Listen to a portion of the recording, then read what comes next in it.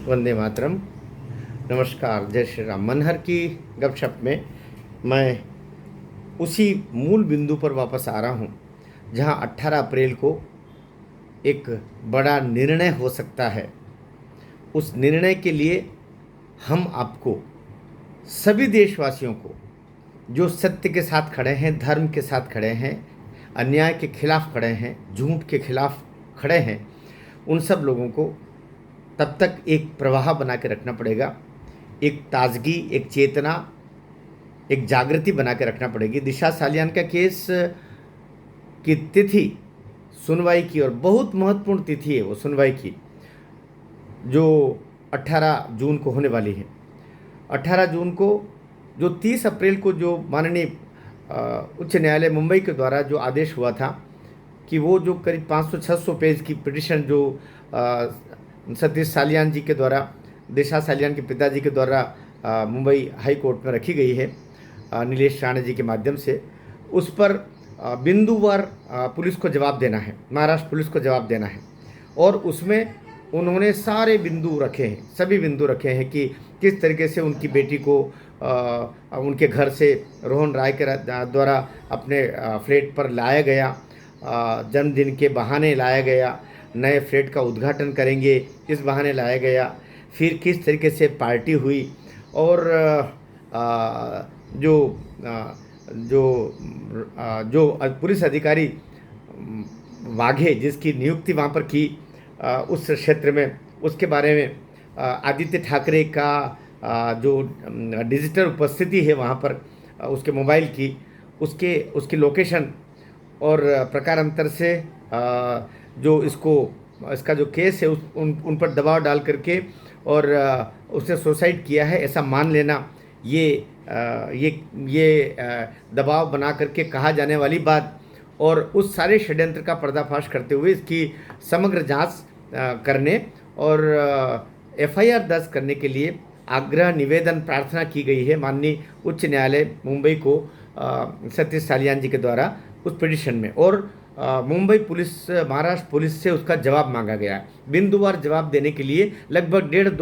डेढ़ माह से अधिक का समय इनको अपने आप प्राप्त हो गया। 30 अप्रैल के बाद मई पूरा हो गया, जून 18 हो गया, 1.5 माह से अधिक समय का होता है, मिल चुका है। यद्यपि 4 सप्ताह का ही समय दिया जाता है अधिकतम कोर्ट अगर देता तो, लेकिन इन्हें तो 6 सप्ताह से अधिक का समय महाराष्ट्र पुलिस को प्राप्त हो गया था। उनके द्वारा क्या फाइंडिंग्स रही है, उनका जवाब प्रस्तुत करने के लिए 18 जून की तारीख है। अर्थात 18 जून हम सब के लिए भी बहुत महत्वपूर्ण है, जो कानून के विद्यार्थी हैं और इस केस के साथ में जो जी जान से लगे हुए हैं जागृति के लिए, और तथ्यों की, कानून की जो जितनी समझ हम लोगों के पास में है, उससे आम श्रोताओं को, दर्शकों को जो दिशा और सुशांत की मृत्यु को अस्वाभाविक मानते हुए उसे मर्डर, खासतौर से दिशा के लिए रेप और मर्डर, और इसको रेप और मर्डर को किस तरीके से सुसाइड में तब्दील करने के लिए षड्यंत्र बुने गए, उसमें आदित्य ठाकरे जो उस समय कैबिनेट मिनिस्टर का काम उसके पास था, क्षमा करना मैं ऐसे सिंगुलर में बोलता नहीं हूँ, लेकिन मैं जी नहीं लगा सकता। इस तरह उसके पिताजी उद्धव ठाकरे ने किस तरीके से वाघे की वहाँ पर नियुक्ति की, जो 16 साल से कहीं बर्खास्त था, उस अधिकारी की वहाँ नियुक्ति की, और 3 दिन पहले उसकी नियुक्ति होती है, फिर 2 दिन पहले उसको दिशा को उसके रोहन राय लेकर के आता है, और अंततः वो वहाँ से मर के ही जाती है। तो इस सब की जानकारी की, इस सब के तथ्यों की के बारे में बिंदुवार जवाब देने का समय 18 अप्रैल है। मैं मानता हूँ कि 18 अप्रैल आदित्य ठाकरे के बाहर घूमने की आखिरी तारीख होगी। उस दिन एफआईआर होने के साथ अरेस्टिंग की जैसी